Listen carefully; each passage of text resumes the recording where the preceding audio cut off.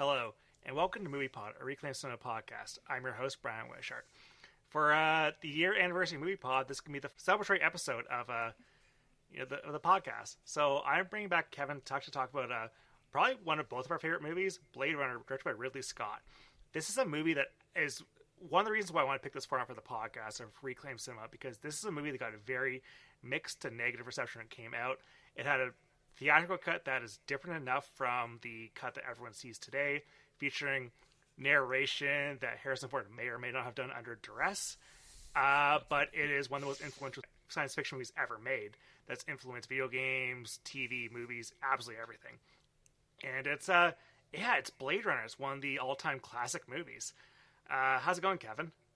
It's going really well. I just watched Blade Runner, so I'm in a good mood. Man, it puts you in the best mood, right? Like, it's just like, that's what a movie can look like. It's unbelievable. It was one of those things, like, I've seen it so many times, but watching it just before this, and like, I guess I'm at the point where when I watch it, I don't want to say I zone out, but I do kind of just vibe to it, and like, I'm not really thinking about it as hard as I maybe was when I first watched it, or watched it for the second time and started to pick up stuff. But like for this, because I was like, oh, I'm gonna have to talk about it, I was like thinking about it a lot, and especially in that third act, I was just like, I cannot believe how good this movie is, top to bottom. How it just feels like the stars aligned for it. Mm-hmm. It's like a studio could have adapted this book and made it very kind of janky, or taken kind of the thematic like depth of it and thrown it out in favor of something much more like streamlined and action oriented. And it does kind of do that to some degree. Like, it takes out a whole section of... have you read the book? I read it like back in university, at least 15 years ago, so I don't remember much of it because I've seen Blade Runner itself like 20 times since I read the book. Right, yeah. Like, I read the book recently, so it's like kind of fresh on my mind. But like, I was surprised at like how... Sorry if you could hear that. I moved a chair. I was surprised at how similar it is thematically, and different it is in its plot and its kind of like execution of the characters. But they align in what they're saying in so many ways. And so I was like, watching the movie, I was kind of like doubly impressed having read the book, because I was like, they nail what the book is going for without really like following the probably unadaptable elements of the book, like the whole thing about the TV like host who's like, I don't know, he's kind of like a satirist, and it's breaking everyone's illusion of this weird like Sisyphean video game they're all playing. Like, there's that whole like background thing going on that's like not in the movie at all, but and also obviously like the electric sheep are not in the movie at all. But even without that, like it is the same message, the same story, and really like left me with the same feeling that the book does. And that's like not a small feat. I don't even know how Ridley Scott did it, because like, if I watch other Ridley Scott movies, I don't see him as a guy who could pull off Blade Runner. But watching Blade Runner, I'm like, he's a genius. Like, it's unreal. Oh, and like when I was watching it, so like I watched it about a couple weeks ago when we first tried and get this episode together.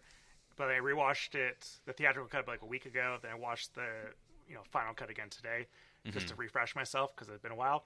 Well, it's been a while, been 2 weeks. And what I actually started thinking about a lot was those Alien prequels he did, Prometheus and Alien Covenant. Yeah. And Ridley Scott is fast. I think what really makes this movie work is that like Ridley Scott's fascinated with the android versus human relationship, and gods, humans, and what humans create. Yeah. And there's a perfect like thematic trilogy, perfect in my opinion, because I love those Alien prequels. But like I love Prometheus too, so we're on the same page. Yeah, and just like the idea, well, 'cause Prometheus is about like humans believing that they can find their maker, and their maker is going to want to love to hang out with them and think that like, wow, you're so impressive and everything. And then they meet their maker, and the maker's like, what the fuck are you? I hate you. I want to kill you. Yeah. But humanity being so ignorant of their own android creations that they're like treating it like they don't even, humanity can't even consider for a second that like God's going to treat them the same way that they treat their own like toaster. Oh, exactly. Yeah. And Blade Runner has that amazing scene where Roy meets Tyrell, Mm-hmm. and you see what it's like for something we've created to meet us as if we're their god. And it's like, imagine like us being something's god. Like that would be so disappointing, and it would also be infuriating. And it's like his reaction is, I'm just gonna crush your skull. Like he just like kills Tyrell, Yeah. and then has this like weird like quizzical reaction to it, where it's like he's kind of like, what did I do, and like how do I feel about that? It's such a beautiful scene, but it's like, yeah, us being something's god is kind of like a hellish reality. And it's cool because like Ridley Scott like is a director I absolutely love, and I think late stage Ridley Scott is absolutely fascinating. And like I want to do Blade Runner first for the podcast, but like there's like I love like Prometheus, I love Alien Covenant, I love The Counselor. The Counselor is so fucking cool. The Counselor's great. That's secretly his best like post 2000s movie. It might be, yeah. It's so fucking cool. It's great. It's so good. Yeah. And like I think he's always like picks interesting projects, and like he's a great visual director almost always. And yeah, that's for sure. And like even something like Hannibal, which is a bit of a disaster, like it looks really good. Yeah, I started watching that recently. Actually, I've never seen it, and I was like, this looks too good to be a sequel to Silence of the Lambs. It's just like so inappropriate. I just watched the opening where she's like blasting all those like gangsters, so and I'm like, what the fuck is this? But I'm like, it looks cool. It looks like a cool action movie, but I'm like, how is this a sequel to Silence of the Lambs? You can absolutely tell why Jodie Foster looked at that script and was like, yeah, no, I'm not coming back. Yeah, good on her. My God. But did you ever watch that Red Dragon, the Brett Ratner movie? I did, yeah. Because it's insane, because you get like Michael Mann adapting that book, and then you get Brett Ratner adapting the book with the same cinematographer. Is it the same cinematographer? Yeah, it's Dante Spinelli or whatever. Yeah, same guy. Why would Brett Ratner is like king hack. Yeah. That is because it's not even like so bad it's fun. That's just like the hackiest hack. Like I'm just gonna get the same guy to shoot it. No, it's not that. It's because he's shot every one of Brett Ratner's movies. What? He shot like Rush Hour. He shot like Melania, the documentary. Like he was like, I'm done with Michael Mann. I'm gonna go shoot Rush Hour. Yeah, pretty much. Okay. Rush Hour is a good looking movie. I'll give it that. But I think some of his movies look absolutely okay. I think he shot X-Men: The Last Stand as well, which is an okay looking movie, but shitty. I wouldn't know. I do not have any interest in being a Brett Ratner completionist. No, you should not. I haven't even seen I'm going to see Melania at some point. Of course you are. Absolutely. Like I know myself. I have to know if that or Mario Galaxy movie is the worst movie of 2026, and I'm really curious which one's actually worse. Two movies I will go my whole life not seeing. I think that's my goal. Yeah. See, that's my burden in life, though, is that like I will see these movies. You don't have to. There's no one making you. I know, you but can skip Melania. I was talking to my Clausen from the Highland there, and he has a whole list on Letterboxd of movies he's never going to watch. And like he has things like Wes Anderson movies because he knows he's not like Wes Anderson movies. And I'm like, I'm trying to think of like if there's a single movie in existence I would refuse to watch at all. I don't think there's anything. There's got to be Like I think I don't think I could. Maybe my parents had a sex tape, I would not watch that. But like other than that, would that be on Letterboxd? I hope not. Could you imagine if your parents' sex tape was on Letterboxd and it was like what, like that's how you found out that they had one? Yeah, like your friends were reviewing it. What would be worse if it had like a 4.7 average or a 1.7 average? Well, that's a good question. Wow, I don't even want to. I'm not chasing this question any further. Yeah. It's also like, it works with Blade Runner, right? Because he knows about like the creator and the creation dynamic. Stop. Yeah. I was about to say, oh yeah, all those sex scenes in Blade Runner, but then I'm like, oh, there is one, and it's not a good one. It's a really fucked up one. Yeah. Can I swear? You can swear, yeah. Okay. I marked this E for explicit for the exact reason because I swear. Yeah, you knew I was coming. Yeah. But I think Sean Young said she felt uncomfortable during the sex scene too. Her and Harrison Ford had no chemistry while filming this movie whatsoever, which you can absolutely see. Like that is the thing that's just like. Well, because it's not a sex scene. It's assault. Yeah. Yeah. 100%. Yeah, and I like it's one of those things that like everybody says when they watch it. They're just like, this is a really messed up sex scene, and then it's like it dawns on you. It's like, oh, it's not a sex scene. It's like he's demanding that she do it, and she doesn't want to, and she is dehumanized because she suddenly realized that she's not a human, and he's going like, yeah, you don't get to leave. You're not a human being. Like you have to have sex with me because I want you to. It's so messed up. Yeah. But yeah, it's one of those things that like people use as like a criticism of the movie, and I've always been like, no, like that's like the point of the movie. Like we should start talking about Deckard as a character, man. Deckard's a weasel. He's like a worm, man. He's horrible. Yeah. And like that's one thing that like the happy ending of this movie, well, like this movie, so like the theatrical cut had a different ending entirely because they tacked it on where they used some B-roll from The Shining of them driving in a lush countryside. I still haven't seen it. I started watching the theatrical for this specifically because I know that is why it's a reclaimed movie, because it was released with that horrible voiceover or whatever, and I got halfway through and I was like, it's too bad. It hurts me. It's incredible to see, because I see Blade Runner as one of the great like films ever made. Like it's not even like one of the best sci-fis. It's a perfect movie. I know a lot of people have problems with the pacing and like whether or not its plot is very driven or whatever, but it's a movie I've watched so many times and always get stuff out of. It's beautiful top to bottom. Like I said, I just think it's like a feat of cinema. And the second that voiceover started, I was like, this movie sucks. And it's the smallest. They probably recorded that in a couple hours and just threw it on top of the movie. I think they extended a couple scenes to kind of make room for it. But that one change turned it from a perfect movie to like a supremely flawed movie. Because what he's saying is so brain dead. Yeah. And he sounds checked out. Like, I like the idea of like, if it's being a film noir, having the voiceover and like having. I guess that's the angle they're trying to go for. Yeah. But like, they wrote it way after the fact, and there's clearly no passion in writing it. Like, I wonder if there's a version of this movie where you actually had like the proper screenwriters with actual care writing Harrison Ford dialogue to make it sell. I don't think it needs it at 100%. Like, I think it does not. There's like a problem that happens because the movie's like not designed to have it. So it's like for the first little bit, you're like, okay, they're doing like a detective thing. It's not really working. But then it goes over to Roy Batty and Pris going into the eye maker, and then you're suddenly like, oh, we're not with the POV of Deckard anymore. So then, like a second ago, we were inside his head, and now we're following the replicants. Is this related to it? Just it breaks like the narrative is building with that voiceover. It like does not work with the way that they made the movie.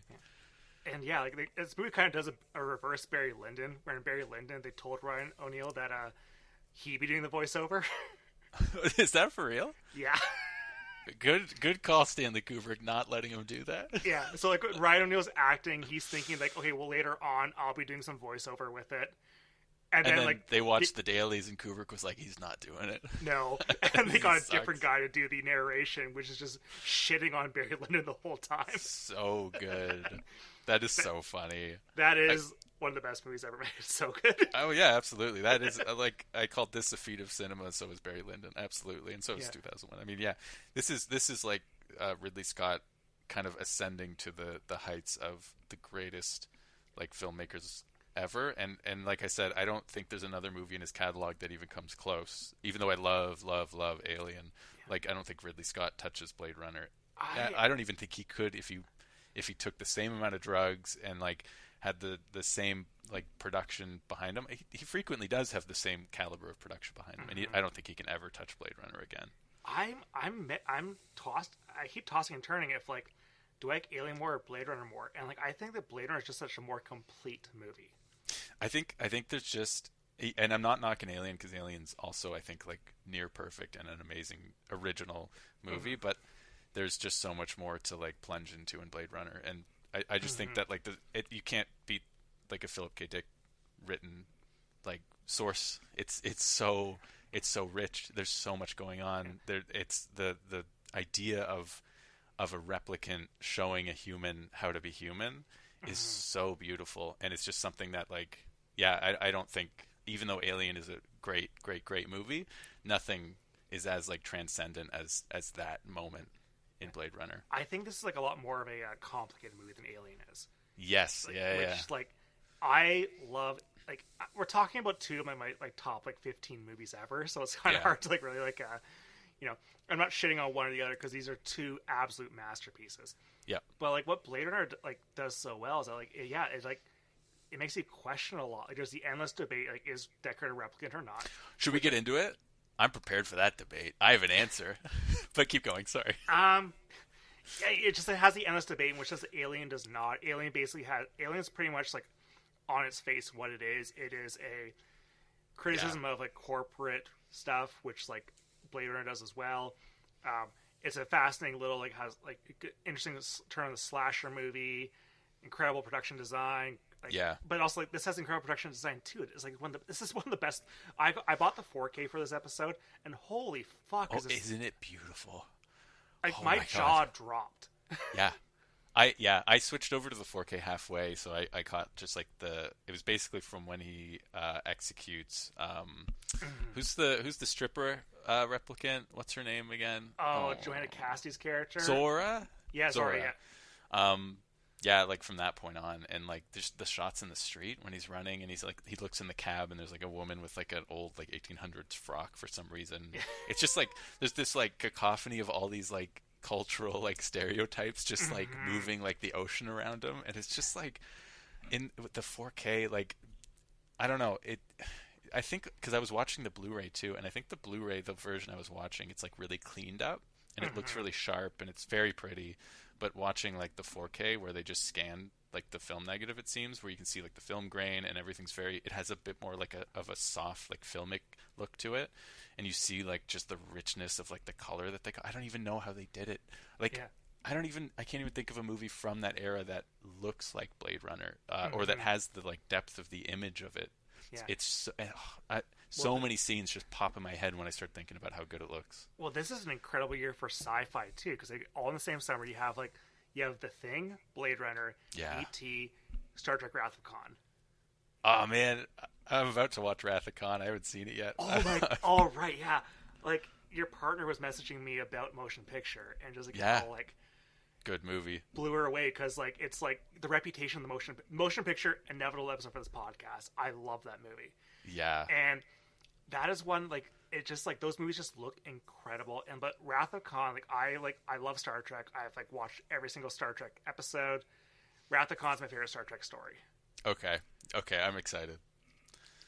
And I got the 4K of it, and the 4K looks impeccable. It's so good. Oh, sick. Okay, I'm excited. I didn't realize that was the same year too as Blade Runner. Yeah, actually, I didn't realize E.T. was. That's crazy. Yeah.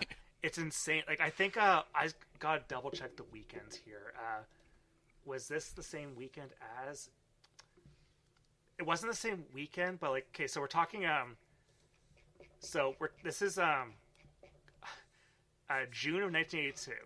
So I did all this math in the Thing episode beforehand, but June 4th is Wrath of Khan. June 25th is The Thing. June 25th is also Blade Runner. Yep, and June 11th is E.T. Wow. And Conan the Barbarian was out at the same time too. Which is kind of a sci-fi. But it's, fantasy genre, right? Yeah. So, it's like, this is like, and this and The Thing were the one people were shitting on a lot. The Thing got completely a negative reception. Like, Blade Runner got mixed reception. Yeah. People still liked how it looked and everything. People still thought, like, the music was really great. The Thing was a movie that everyone fucking despised. Like, the score was... Marconi's score was up for a Razzie, which is insane. That is actually insane. I did not know that. Wow. Yeah.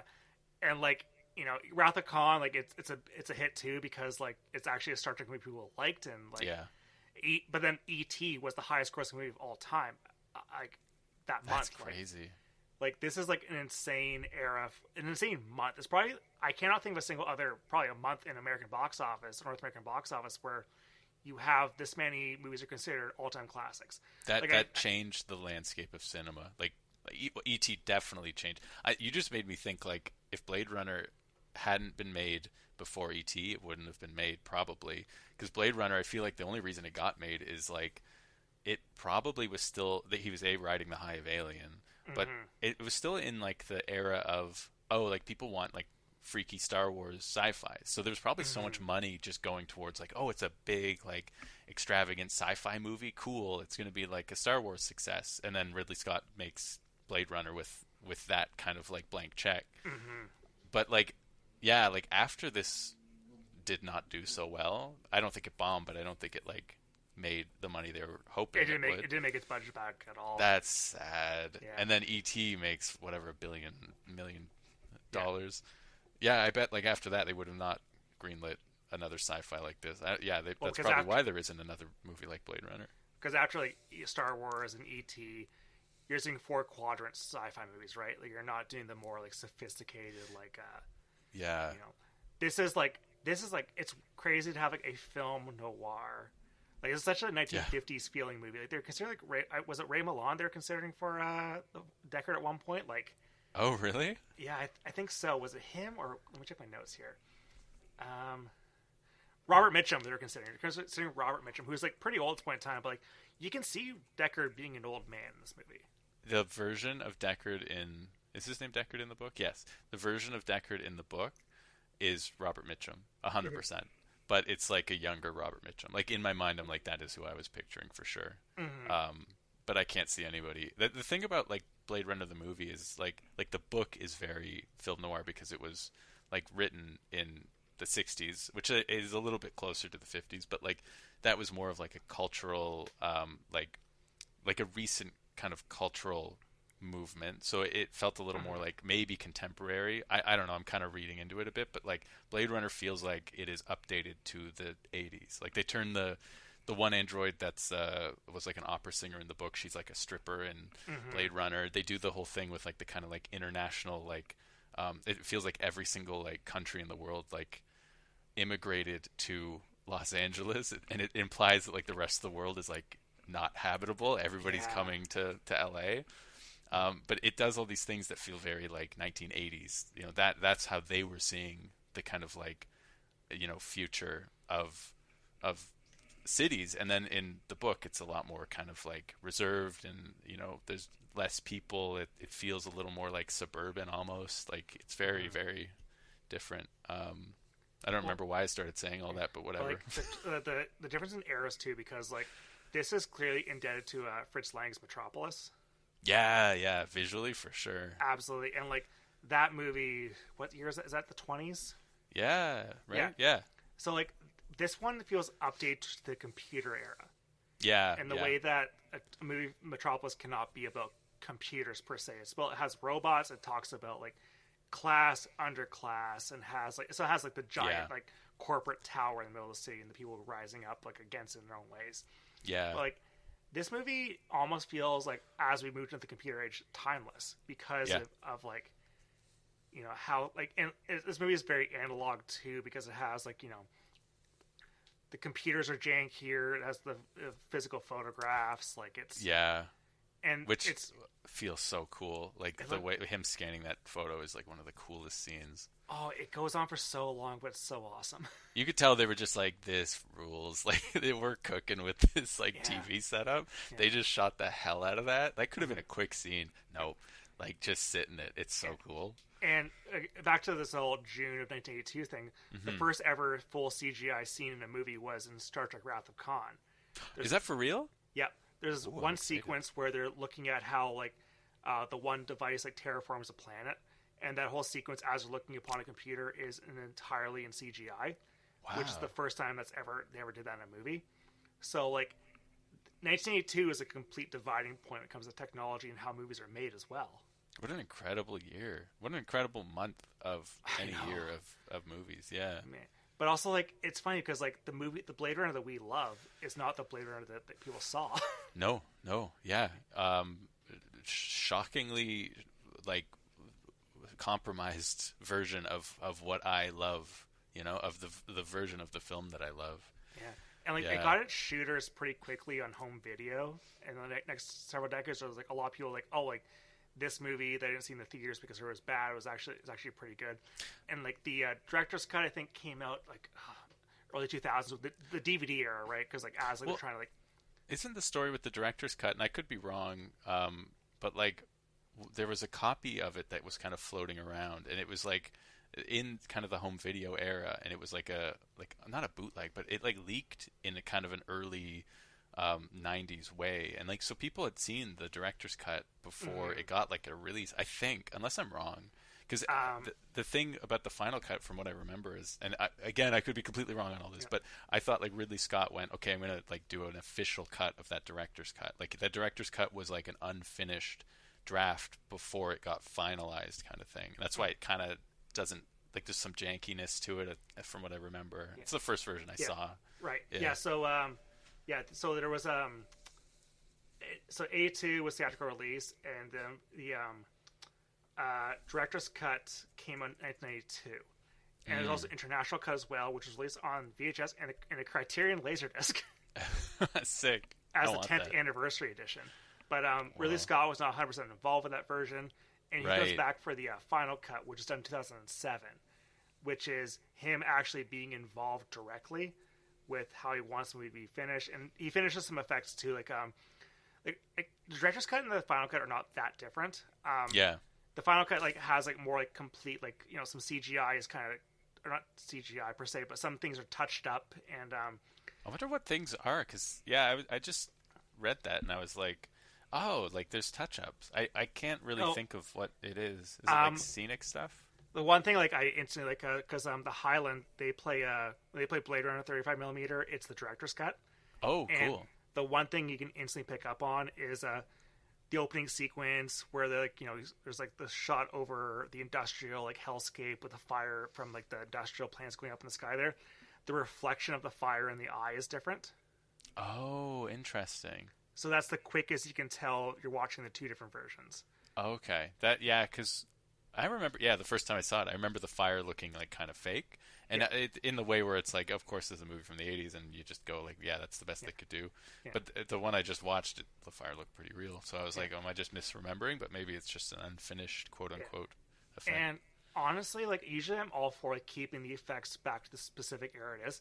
Same. But like, honestly, something like Blade Runner, like, having a 2007 update something as simple as fire effects, like, it makes it a timeless, perfect movie.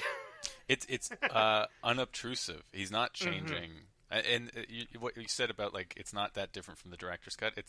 He didn't change anything that like affects what people were kind of vibing with in the director's cut, and even the theatrical cut. Like it's still the same movie. He just kind of refined it. I think what's cool about the final cut is it's shorter. It's like it's not like he added stuff he didn't have. He kind of just went, no, I'm gonna like make it a little bit tighter. But a minute shorter, yeah. Yeah, that's crazy. Okay, I'm because I watched the theatrical opening, and that opening scene with what's the guy's name? You know, the weird-looking balding replicant. The big tough guy. Leon, yeah. Leon. Is it longer in the theatrical? They're the same. They're the exact same? Okay. Yeah. Maybe it's because I read the book. I was just like, they were talking about his address and like his apartment or something. And that just kind of, I was like, oh, this is like something that I guess I just haven't really like picked up on. But it just felt like I don't know. Well, I guess it's just the strength of the movie, man. It's just like a good scene. I thought maybe he like trimmed it in the final. Yeah. So I guess the point is like probably just get the movie itself right now. It's like this takes place in Los Angeles in 2019, which I always love it when science fiction takes place like in the near future, but it's our past. Yeah. like Joe Biden's running for president right now in the world Blade Runner. I don't know what's worse, their 2019 or our 2019, man. Oh, that's a great question. Our 2019 was pretty shitty. At least we have like real animals in our 2019. That is true. Yeah, there's trees and grass. Yeah. And great introduction where they talk about how these replicants work, where there's like these different humans create replicants, which is like these like androids kind of look like human. They're on the Nexus 6 models. The Nexus 6 models are closer to closer to humans than ever before.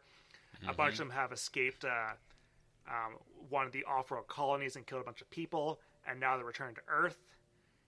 And yeah, we get this great overhead shot of Los Angeles in this complete. Is it it's Los Angeles, like complete hellscape. Yeah. And we get the trail tower. Or it's not the trail tower quite yet, but it's like this police headquarters where a Blade Runners are tracked down, or our guys are hired to like kill robots, like kill their own creations. Yeah. And there's one guy. So Leon is this one person they're expected to be a replicant, played by Brian James.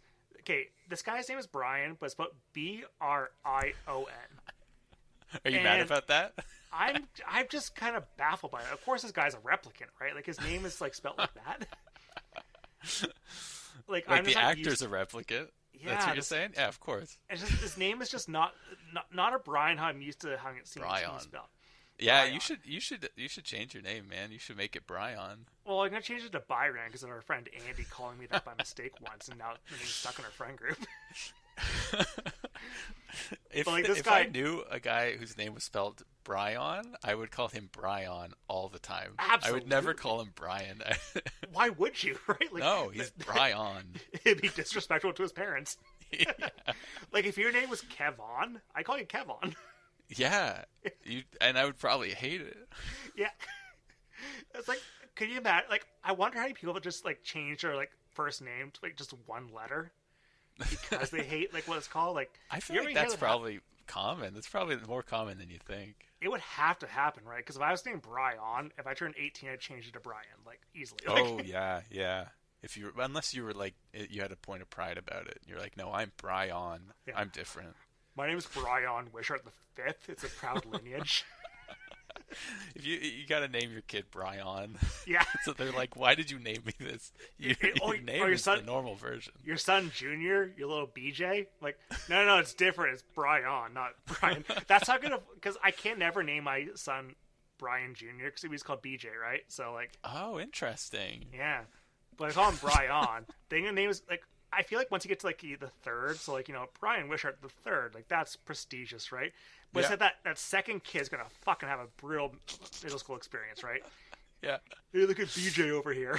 That must be why Brian James is so buff. He probably was getting bullied for being called Brian, and so he was like, "Well, fuck it, I'm gonna become like the biggest guy in the world."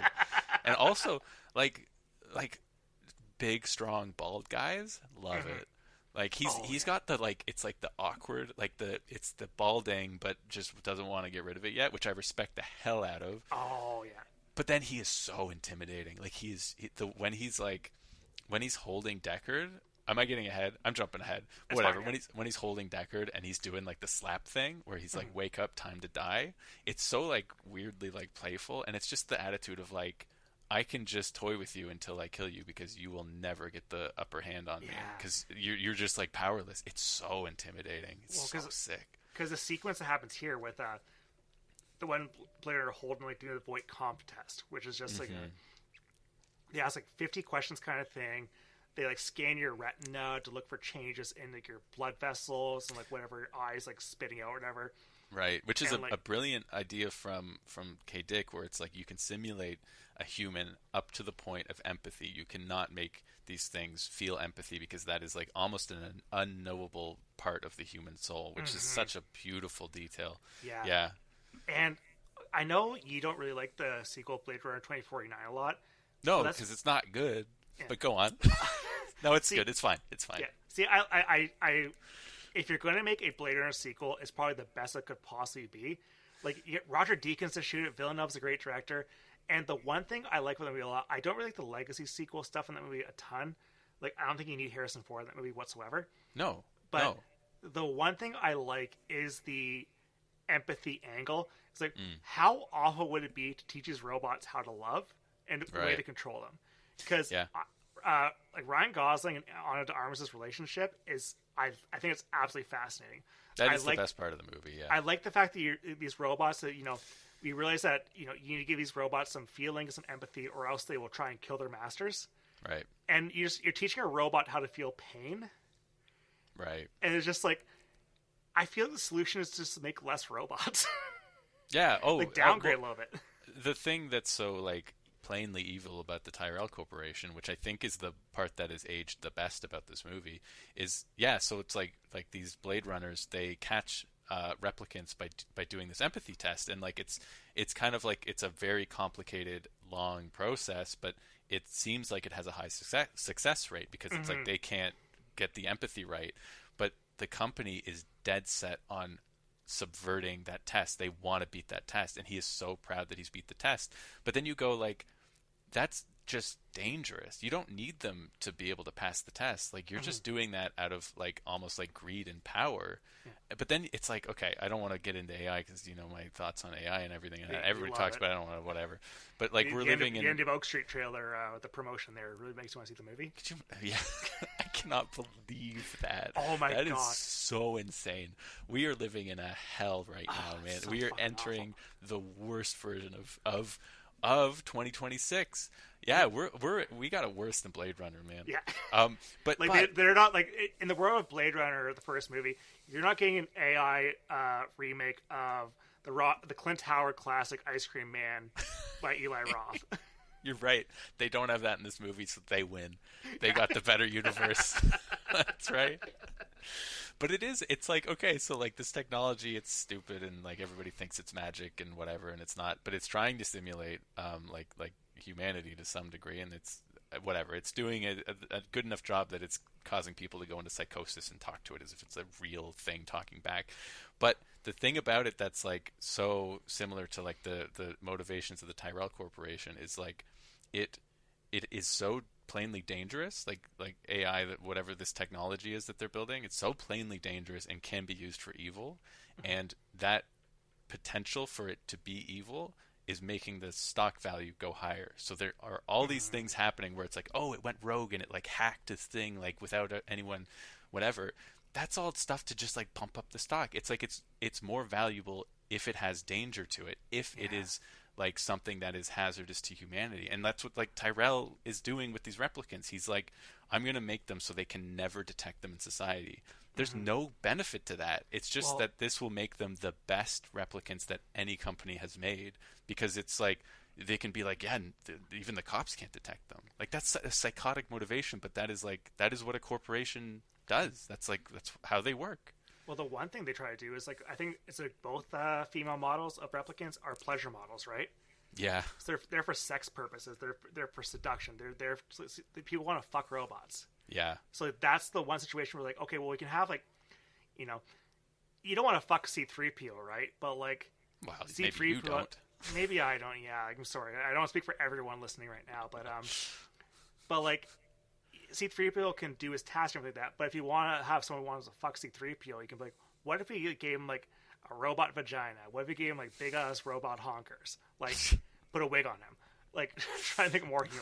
Because I bet that a lot of like the pleasure model element of Tyrell Corporation is like really funding all their other models. Oh, 100%. And yeah, you're right. That is like that's almost something that's a little different from the book too. The book is a little, it gives like some sexual freedom to Rachel a bit more, where she is like makes decisions and uses sex as like something to get the better of Deckard to some degree. And then the other female replicants, like an opera singer, which is very different.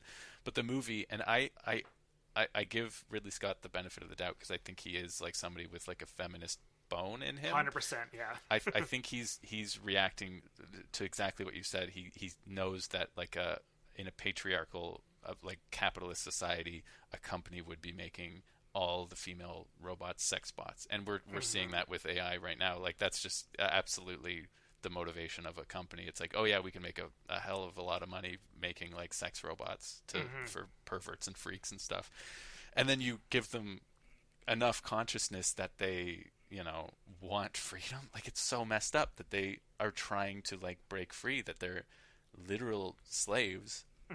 Like they're describing themselves as slaves, and you're like, well, the women are sex slaves. Yeah. And also like, gotta go to the next bit, because like basically Harrison Ford's eating noodles. He's played Deckard. He's a former Blade Runner. He gets called in back to the office by everyone who's almost to like do more Blade running stuff. And the sequence of Emmett Walsh of basically him re-explaining to Deckard what a Blade Runner does. Yeah.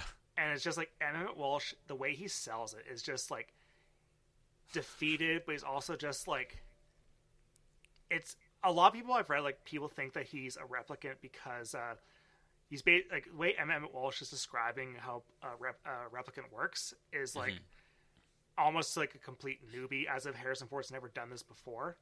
Oh yeah. But like it's great exposition for the audience. So if you like pretend the audience is not part of the picture, yeah, probably he's a replicant. But like I like how he describes how like the new models are able to get away with this. The new models look like this now, and like they try to be more human. Like why would you, like speaking of Brian James there? Why would they make a bald replicant, right? Like that's okay. And that actually draws to like there's the famous Roger Ebert criticism where he's like, why would they make human robots? Because like if you wanted something to smash rocks in like a space mining operation, you would make a robot with like 8 arms, and they're all like Arnold Schwarzenegger arms, right? So the idea of them like being humanoid, but I would counter that as like that is part of the kind of marketing of a replicant. Like they want them. It's why they keep trying to build like humanoid robots today. It doesn't make any sense. Like our bodies are so complex. So much easier to make like a drone or something that just rolls on the ground than it is to make something bipedal. But we're motivated to do it because we want to create a simulation of ourselves. It's like this weird like vanity thing. So yeah, like to make a bald one, it's just more human. It just makes them seem a little more like flawed, and it's like that just makes them feel real. Yeah. I don't want to completely skip past Everything's Almost, but I just want to get to the Emmett Walsh scene to make the point there. But like Everything's Almost as Gaff is a fascinating character. He's so awesome. Yeah, like so Everything's cool. Almost is an actor I find absolutely fascinating because like he goes so over the top for like every single one of the roles he does. Like basically for this role, he felt that like hearing about how Los Angeles works with all his mix of languages, he went to like some linguist and basically to help develop a language. For like he has like 6 lines of dialogue the whole movie. Wow. Like he's not have that. Maybe not 6. Like he's not had that much dialogue in the movie. But basically, he wanted to get like his syntax should be completely a mix of various languages that he called city speak, so that he sounds a lot. Which like city speak is something that they don't mention in the final cut, but like Harrison Ford doing the narration is like, everyone's speaking city speak down at the noodle bar. It actually, it's something that them not drawing attention to it has a cool effect because it just sounds like everybody's speaking like gibberish when he's walking through the streets. And actually my partner pointed out, she's like an audio person, she was like, oh, all their dialogue's reversed. When he's going through the street, it's like they probably spoke like Japanese, Chinese, like a bunch of different, or Mandarin or whatever, like a bunch of different languages, and they reverse the audio so it's not any language. It's like it's so surreal and strange, but it has this like amazing alienating effect. So City Speak is a genius like application without them drawing attention to it. And then Harrison Ford in the narration is like, oh, by the way, this is happening. It's so bad. But Edward is almost like, I like his character's gaff so much because like the way that Edward James almost reads it, he says in an interview like even this gear is that like Edward James almost is the ultimate Blade Runner because he's the one that's telling the other, if you believe that Deckard is a replicant, then he's the one that's getting these replicants to kill the replicants. Now, can we address the Deckard as a replicant thing? Because I want to like kill this. He's not a replicant. No, I don't think the movie works if he's a replicant.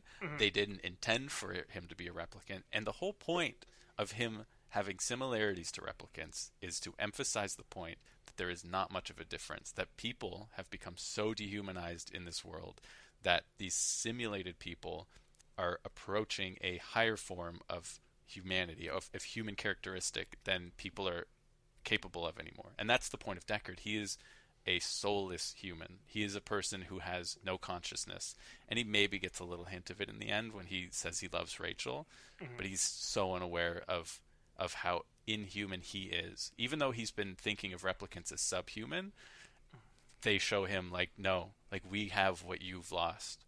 That's the point of the movie, man. If he's a replicant, it's like that just feels like one of those like Shyamalan twists where it's like it doesn't add anything. It doesn't like enrich the movie to me. It's just the ambiguity, the idea that he has doubts if he is even human because he has lost his humanity. That's the kind of richness of that question, but absolutely not a replicant. I am just saying, I know people can disagree. Ridley Scott said maybe he is. Ridley Scott's an idiot. He's not the same guy that made this movie, man. Harrison Ford said, he was like, no, when we were making it, he was like, I was a human. He was like, nobody ever told me I was a replicant. And that was not intentional. No, he's not. It's not even about Decker losing his humanity, because he may never had humanity, because, like, this is just the society he lives in. He's doing a job where he's being told, like, if you think about the Nexus 6 mods, which is what we're dealing with right now, probably the robots that because the way Emmett Walsh is describing, like, who he has to kill is like, here's like the new iPhone that's come out, but the previous like 3 generations of iPhone he probably had to work with, it probably looked like, you know, a C-3PO type robot, right? Right. So like he is just like, okay, well, I'm gonna kill people because it's the job there. Yeah. And it's like, I like the idea a lot of just that's the best sci-fi, right? It's gonna teach people that, like, you know, this is the marginalized experience, and the whole final climax of the movie is Batty pretty much saying, like, this is what it's like to live in fear. Yeah. I saw that's what it's like to be a slave. Like, he just says it, and you're like, yep, yeah. I saw this like one again, it's probably a tweet by like a 19-year-old on Twitter, but it's like they're saying, like, you know, it was just like, I can't read old sci-fi because it's just a bunch of white people problems, you know, white protagonists, and like, well, that's actually kind of the point of sci-fi, is that like that's how you like probably like Trojan horse empathy into people, right? Yeah, it's like here is a person that, like, Deckard is someone that's like at the top, should be at the top of the class system here, and he learns what it's like to be a fucking like subservient like person, that this is what society is doing to everyone, all these robots here, and now it's happening to you, and what are you going to do as a person to do better?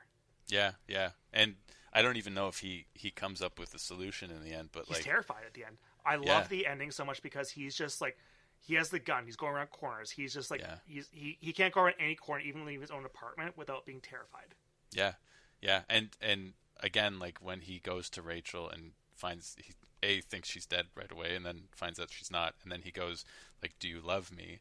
He's realizing that, like, you know, that sexual encounter he had with her earlier, that in his mind he's just like, I'm fucking a machine, like, this is not a human. He developed feelings for it between then and now, and he's being like, do you love me back? Like, he wants her to say it, but like, because in his heart he's like, I want her to love me because I love her, and she says I love you back, but she's only saying it because he's basically got a gun to her. Like, he's just like, you know, kiss me or whatever, and she's just like, okay, because she's stopped thinking that she has free will. But he wants love. Like, he's starting to see her as a human, even though he has like kind of dehumanized her even more. It's just it's such a bizarre, twisted ending. It's so good. Yeah. And this next part is where Deckard meets with Tyrell Corporation, and because they're trying to track down Leon, who's the guy who killed the Bryon guy, and so like, the Deckard's job is to quote unquote retire the rest of the Nexus replicants. So it's like Roy Batty, the leader, played Rucker Hauer, Zora, Joanna Cassidy, Pris, Daryl Hannah, and they're trying to find Leon as well. And so he meets with Tyrell, played by William Sanderson. Or no, not William Sanderson. No, it's who is it? I have it open. Joe Turkel. Joe Turkel. What a great name too. Yeah. My God. From Paths of Glory and The Killing. Right. Yeah. Oh, he's The Shining as well. Yeah, he's in a lot of Kubrick movies. Yep. Yeah. Great face. Just the best face. Great face. Yeah. Great face. Just want to squeeze the eyeballs out. They found the perfect glasses for that face. I have to say. Yeah. There's like one close up before his eyes get crushed, where like the edges of the glasses like make his face feel like it stretches to infinity, and his eyes look so just like piercing. It's incredible. Yeah. Like, just the makeup and costuming and prop department across the board in this movie is just perfect. How the fuck do you do all this in one movie? I know. Unbelievable. Like, it just like the movies can look like this and be this like perfect across the board, and they're just not, and it's so upsetting. Like, yeah, I know. Yeah. And this wasn't even like the biggest budget movie of all time. Like, it was like, you know, high enough budget, right? Like, this is the guy who made Alien, give him a budget. It's more expensive than Star Wars, of course, but like, it's just incredible stuff. As they say, we lost the recipe, man. I don't think someone could make a movie that looks as good as this. I mean, you mentioned the sequel. Deakins, he's a great cinematographer. They did great stuff with the production design. It is a very good looking movie, but you put it next to Blade Runner and it looks like a Netflix show. Like it's Absolutely, yeah. and it's not that movie looks bad, but it's just they cannot make a movie that is as dense and rich of detail as Blade Runner. And that's just Hollywood's not the same. Like it's just not the same collection of artists it used to be. Yeah. And it's kind of depressing, but like, yeah, at least we got Blade Runner out of it. Because like not even Ridley Scott. Like I'm a huge defender of late stage Ridley Scott, but like Ridley Scott is does not make movies that look as good anymore. No, because he makes them fast now. I mean, Blade Runner was notoriously like he was going way over budget, way over schedule. Like he was a maniac on that set apparently, but yeah, it was a different. Like I said, he's a different human being. Like that was him going all in. And all in a way that few directors ever get the opportunity to. He probably saw, like, this is my shot. And since then, now he's the guy that just cranks movies out as quick as he can, and they're very good and competently made, and sometimes great, but just not the same approach. Yeah. Because the guys who could probably make a movie, like, be given the time and budget to do so are probably going to be the Denis Villeneuves and the Christopher Nolans of the world. We've already seen what Denis Villeneuve can do with a Blade Runner movie. It's not the same. And his Dune's good. His Dune's pretty good. Like I give him Dune. His Dune's very, very good, but like it's also just like not the same as Blade Runner. Like it took him like Dune Part 2 especially is an incredible movie, but like it's just like not quite the same as like what Ridley Scott was able to pull off for telling you this movie's under 2 hours long. That is also insane. Yeah. Because I was at a point where I was like, oh, I don't think I'm going to finish it before this podcast, because I had like an hour left before I had to join this, and I looked. I thought I was like in the first third of the movie, and I was like, no, I only have 40 minutes left. Yeah. There's so much that happens in the last half hour of this movie that feels so enormous, but is really like briskly paced. Yeah. And like, I think people have lost the art of making short movies that are short that don't feel blockbusters. Short. Yeah. And this movie, like, it takes its time in the right ways. Like I was even just noticing as like Deckard was going up the stairwell to get to Sebastian's apartment, and he's like pausing a lot. He's like, it's almost like he's posing. It's not very like obvious, but he kind of stands and the light kind of shines perfectly behind him, and I'm like, they're just really like eating up this like set and the lighting and everything. And it's very immersive, but it's like there's no tension, there's nothing happening. He's just going up a staircase, and he goes up for like a couple minutes. They I don't know. Yeah. It's you're right. It's not a long movie, but it still it breathes. Like it has moments of total immersion where you're just kind of like him sitting on the couch watching the photo thing. Like we said, it goes on and on, but it's very like you feel like you're sitting in that room with him. You feel like you can smell the cigarette smoke and. The cigarette smoke in this movie is incredible. Yeah, man. Oh, like, Rachel smoking is part of the movie right here, which is the void comp test, and she's like, "Can I smoke? Yeah, it won't interrupt the test." She is perfect in this movie. It is unbelievable how robotic she seems in everything she does. Her smoking, like just everything. The way they shoot it, the way she moves her arms, like, and her makeup, like, and hair. Oh, unbelievable performance. Yeah. Like, you don't buy for a second that she's human. No.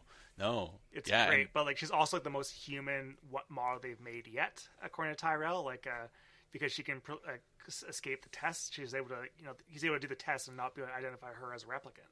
Right. Yeah. You realize, like, by the end of the film, I think, especially like the more you watch it, but the people that you empathize with the most are the least human people. Like you're right. She at no point seems human. But you feel for her more than you ever feel for Deckard, you know? Which is probably why people did not like this movie too much when it came out. Because, like, I truly don't understand the kind of people, like, I need a character to root for in a movie. Yeah, well, you can root for Roy Batty, man. Like, absolutely, yeah.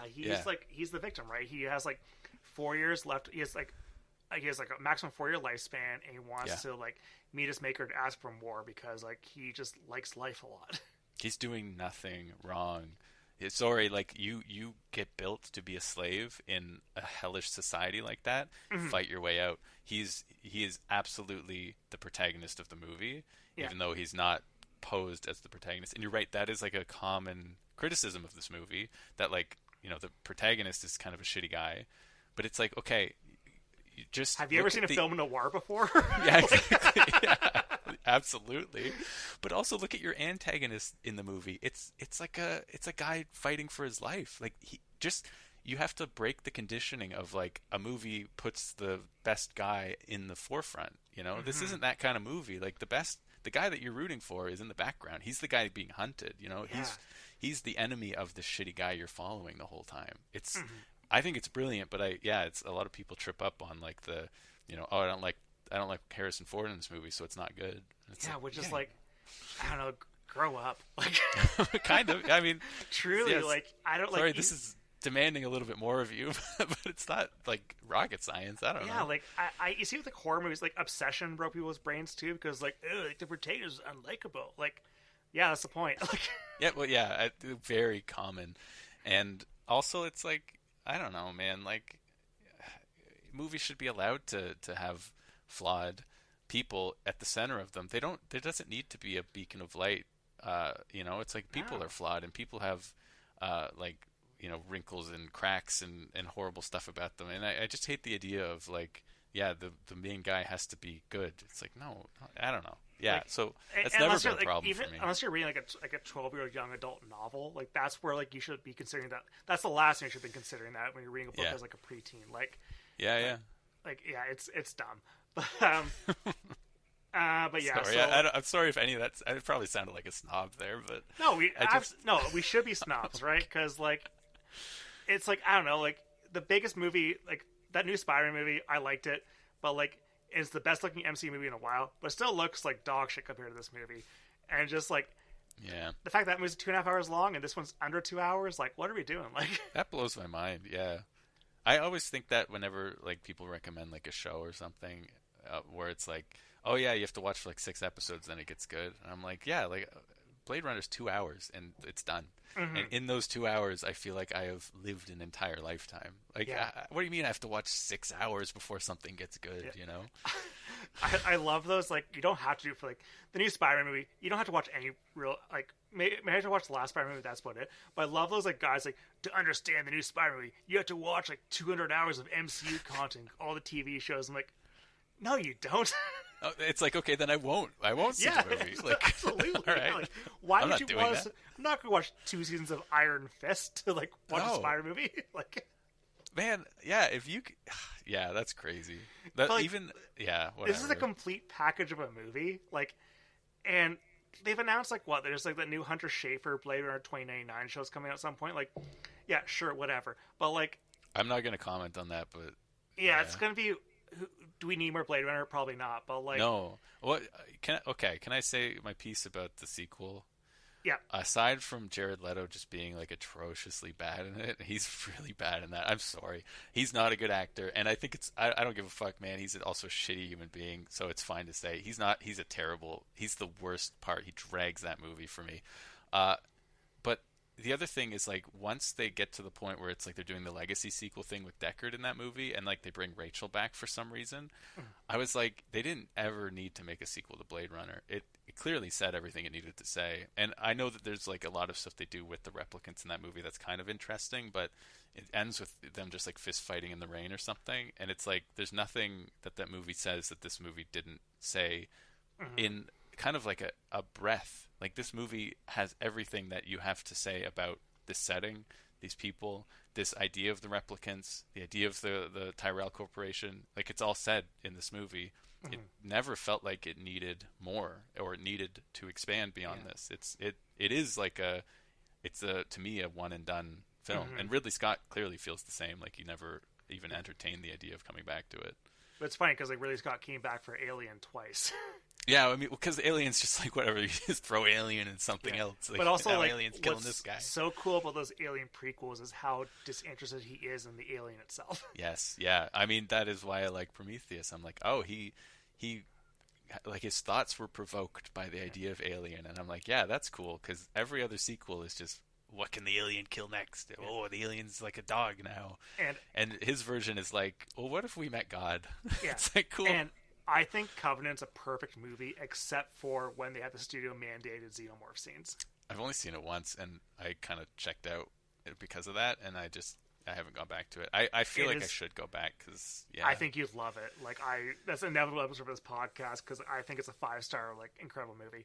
Absolutely, you should do that for that movie because it got dragged when it came out. Oh to some god, degree, I remember like just loving it so much. It's probably the meanest alien movie by far because it's a movie about like families in a colony ship trying to explore a new world for a possibly bright new future. That's right. And instead, they land on a planet with a mad scientist android from the last movie, who's basically creating these using like this technology almost like an ant farm to like I'm going to create little alien monsters and stuff like that. And when I'm bored with that, I'll just like genocide them and start over again because God taught me like I realized that God is fake and I can play God and I don't give a shit. I have no empathy anymore. So it's like a haunted house movie mixed with a mad scientist movie mixed with just an alien movie. I gotta watch it again. This is the thing, man. Like because we could do it. Have you done Prometheus? I don't Not think yet. You've done it. I would love to do a Prometheus thing. I could talk about that movie forever, but like that was a movie that similar to Blade Runner, I think, to some degree. Like whenever you hear criticisms of it, it's always these nitpicky things, like what biologist sticks his face in the python alien, and it's like what an idiot. Why would he do? But you're like, that's not a problem with the movie. That's a problem with the character, right? And it's another one of like those Ridley Scott movies where he clearly he's making flawed characters do things that the audience isn't on board with, and the audience has problems with it, and it's just like I don't know. And also with Prometheus, like the whole point of the thing is that humanity are full of fucking idiots that think they can beat God, right? Yeah. And also like a lot of like the like, oh, why would you do this? Like you're entering a new realm where it was like some biology you don't understand there. I saw people like licking railings during COVID to prove a point because they're drinking too much ivermectin. Like, yeah, exactly. Yeah, 100%. Yeah, there are genuinely like stupid people, and yeah. I don't think it's a problem with Prometheus that there are stupid people on this space journey. Again, we could save it for the Prometheus episode, but I have a lot to say about that. Yeah. But it's similar to Blade Runner. It's like the whole point of the movie is how dehumanized humans are. So it's like the fact that your protagonist, a human, is so deplorable is like the point of the movie, and it's something that it's pretty overtly like you're not supposed to be on board with this guy. No. And even just like watching him do his job, like when he's just hunting them, it's not even like a workman. Like it's not even like he's doing his job and getting like just a satisfaction out of it. Like he's just dead inside. And then every time he kills them, he just has this like moment of complete depression. Like he just shuts down and he's just like, what am I doing? Like you can just see it in his face. He's such a awful guy. And you can see a worse version of this movie. You have like, why is he being forced back to work? Well, because that's just what his job is. It's not like he has like a daughter that's like been kidnapped and like forced to like. He's just going back to work because he's been asked to go back to work. Like they just came up to him and were like, "Hey, can you kill more guys?" Yeah. He's like, all right. Yeah, he's like, I'm retired. Like, no, you're not. Like, because they're like willing to come back to work without any real like, it's not like he needs like make the money to get off world himself. It's not like there's some big goal for him. No, he's just kind of getting pushed around. Like he is no different than like a replicant. He's just kind of like, okay, like, all right, you want me to do it? Okay. Even in the book, it's like it's like the electric sheep thing. He wants a real sheep. Like there's some kind of like monetary motivation, and he's thinking the whole time about like, I just made this much money killing this replicant. That's its own kind of cold commentary on the motivations of like cops and people that whether or not you agree, like do things against their consciousness sometimes for like money or a job or whatever. But in this, it's like, I don't even think money's a problem. Like he's not trying to get a better apartment. He's like just sitting in this shitty little hole and doing nothing. I think he's just like, it's something to do. And it's around the point where Batty and Leon, they meet up finally. So we get to introduce Rutger Hauer for the first time, and we see and then they go to see like a scientist played by James Hong, who's like creates the eyeballs. He works in some cryo lab and creates the eyeballs for replicants. And such a great scene. It's so good. I was reading that apparently Ridley Scott is like does like a lot of like he does a lot. He's perfectionist. It's like a lot of takes. At least back then he did a lot of takes. But this one, like James Hong just did so well that like onto like one take. It kind of feels a little loose now that I think about it. Like it does kind of feel like yeah, maybe it's not as like refined as other parts of the movie, but in a cool way, like in kind of a like a rough and like punky way. Because Yeah, you buy the terror of him, right? Of him, like, yeah, being like, this is a guy who's like probably his motive in life is to, like, do the best he possibly can to like make these eyeballs, right? Like he's kind of some pride in like, I can see my work in your eyes. yeah, yeah. You wouldn't believe the things I've seen with your eyes. Oh, it's so sick. It's so good. And Roy Batty's intro, like that shot of his hand just clenching and him saying "time enough." One of the greatest character intros to one of the greatest characters I think anyone has constructed in a film. Like he is so iconically strange and scary, and just that intro is perfect. Just that hand clenching. Oh, because like he's by nature of the plot, he's the antagonist of the movie, but at the same time, he's the most sympathetic character by far. yes, yeah, yeah, And like you buy every second of it because it's not just about him being sympathetic; it's like this entire species being sympathetic. yeah, Like it's incredible. And like even though he's like going around this movie almost like torturing and in a way like getting his ways and everything, like he doesn't kill James Hong. Like but later on once he meets his master, that's when he gets like the bloodlust, right? Like he's killed before because he killed to escape the off-world colony. But like he's not even just doing it for himself; he's doing it for his own kind. I wonder, does he kill James Hong? Because you're right, it's not shown, and No. I'm trying to think. Like they exit the scene after they like interrogate him, but maybe they don't because he kind of does seem a little playful or like a little like, oh, you're not the bad guy. Like, yeah, you're just making the eyes kind of thing. But he does say like, yeah, I don't know. I was trying to clock it because like they don't make it clear if they kill him or not, but like he definitely kills Terrell. He definitely kills Sebastian because there's a police report afterwards. Oh, okay. I might have missed that on this one, but I was like, oh, it's kind of cool that Sebastian is just not there, and there's something really like disturbing about that he got killed at some point after. Like, and then Walsh like gives like a police call about how like we found a 25-year-old male at this place here because like, right. Also, meanwhile, as this stuff's happening, Pris, played by Daryl Hannah, she's at the pleasure mall. Great makeup on her. Holy shit. Another just iconic. Just there is Daryl Hannah and then there is Pris, and it's like those two are not the same. Like she is so perfect in this movie and does something so transformative, like so incredible. Yeah. Oh. And like she's like pretending to be like home. You buy her being like someone who's like homeless because she's like snuggling with a newspaper and everything, trying to keep comfort. But she's clearly trying to like find where Sebastian is, played by William Sanderson, because he's like the guy who's like he builds like these kind of creations. He's like an inventor. He creates little robots and everything. Where he has a connection with Terrell. They play chess together. So she's trying to like seduce him to get there. But like Sebastian, he has like some weird disorder that he's like his glands are all fucked up. So he looks he's 25 years old. But he looks like 50.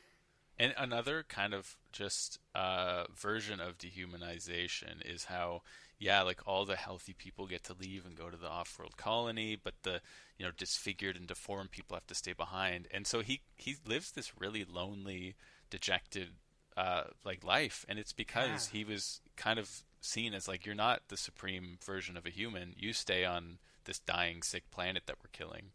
And so it's like, he's alone. Like he just kind of has like holed up. It's like there's almost this unspoken like backstory where it's like he just got depressed because he was kind of treated like, in the book it's a lot more explicit. They're called, I think it's like chicken heads or something. They're like, they have slurs for these people that are like, you're not fit, you're not good, like you're a bad gene, we're gonna let you die out.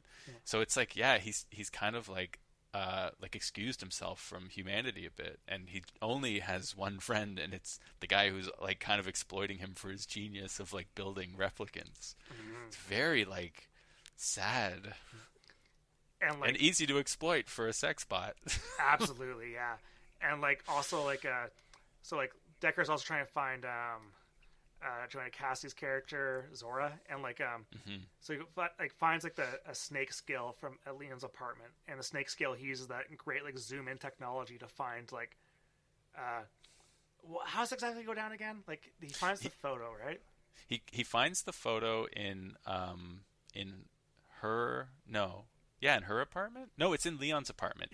Okay, so Leon, he shoots the other Blade Runner, and they investigate his apartment because he was working in that company or whatever. Mm-hmm. They investigate his apartment and they find the photos. Which in the theatrical narration, he's like, "Oh, it's weird that a replicant would be taking photos," and it's like, "Shut up." And then they look in the bathtub and find the scale, and so he gets the scale checked because all the animals are synthetic. It's like synthetic thing, and then the photo is like one of the photos he took, which has the. At the time, this was another thing a lot of people commented on is like, "Oh, a photo could never like wrap around a pillar, could never pan left and right and like actually see things that aren't in the photo." I'm not going to say like we could do it now, but like it's becoming less and less far-fetched that some version of that can exist. Well, look at a live photo, right? You take on your iPhone, like yeah. All you have to do is think like, oh, if a photo kind of shoots like some kind of like almost infrared beam that reflects around a pillar and captures detail that is unseen. It's like it's not unfeasible, and I see it now and I just go like, yeah, why couldn't we have that? Sure. Yeah, absolutely, yeah. And like one difference between like this and like the final cut and the director's cut is they actually like overemphasize what the tattoo looks like in the final cut, because the director's cut's kind of like, how can you really see that really? Like, okay, I was wondering that because it is clearly a different photo when he prints it, and I was like, I guess they had to emphasize it, but okay, so it is like a change. Interesting. And like, so he goes down to the strip club where Zora works. On the way to the strip club, there's some dancers like in a tube, and they're wearing like Jason Voorhees like hockey masks, which is really funny. I had a good laugh at that.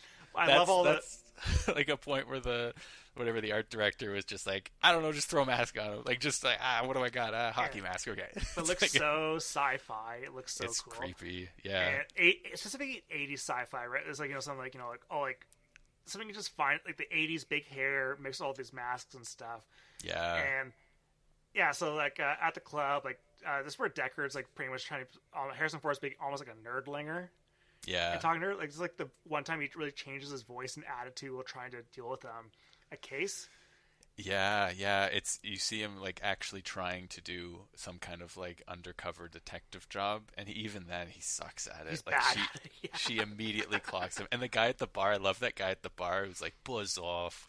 Like he just can't get any kind of lead anywhere. He sucks. And then he calls Rachel and he's like down bad. He's like, hey, like, and she's like, I don't want to talk to you. Yeah. It's such a pathetic scene. And, so we're, so Zora is killed by Deckard. Great. This is where you get like her like running through the windows as she's dying too. Like, it's so upsetting. Yeah. Mm-hmm. The look on her face, and even the look on his face, like, especially after he does it, where he's just really not happy with it. Like, you can tell his soul is just unsettled from having done that. Mm-hmm. Yeah, there's something. It's just and it's so beautifully shot. Her running through those very obviously heavy plate glass windows that are not breakaway glass. Apparently, it's so beautiful. Yeah. One thing the final cut does over the director's cut is like I think they use CGI to put Joanna Cassidy's face on the stunt double. Oh, for real? Yeah. It wasn't her running through? I don't think so, no. You're blowing my mind. I don't think so, at least. I think it's. I gotta watch the director's cut. Okay. Yeah. It's playing at the Highlander later this month, actually.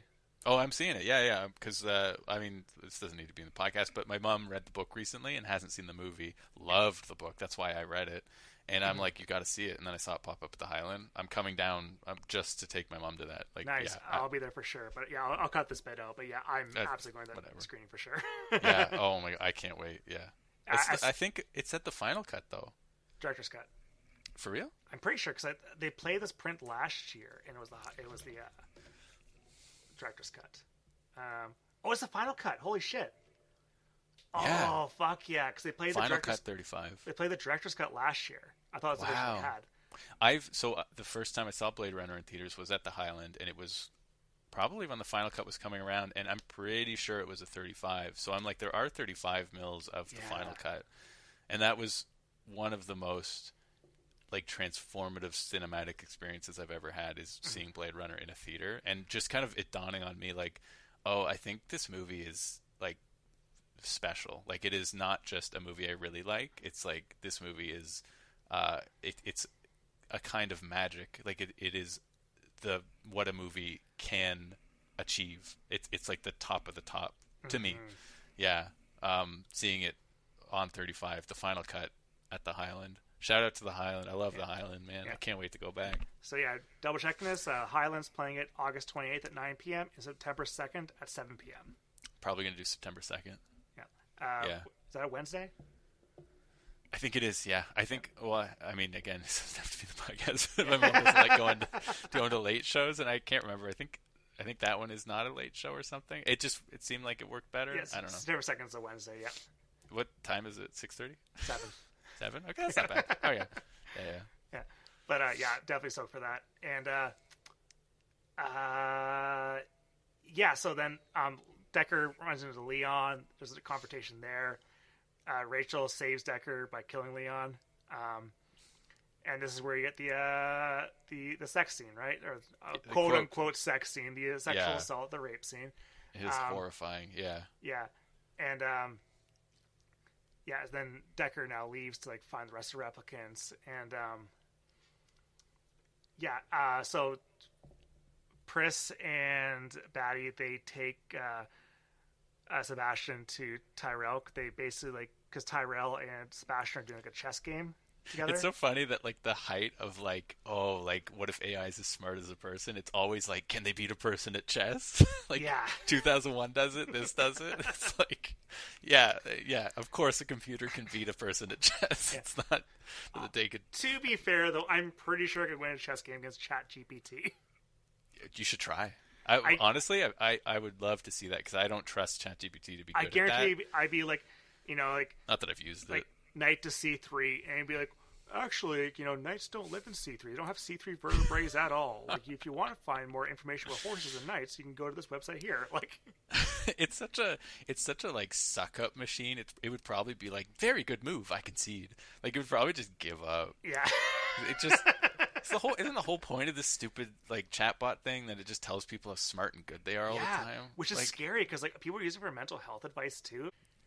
No, it is a device designed to not only be addicting but to like cause psychosis, because that is how people will continue to use it, and then as they've openly stated, they're going to charge people to use it more and more. It's going to become more expensive, and people will be hopelessly addicted to it because nobody can think for themselves. And what a great piece of technology we're inventing. I'm so glad that everybody keeps telling me it's the future.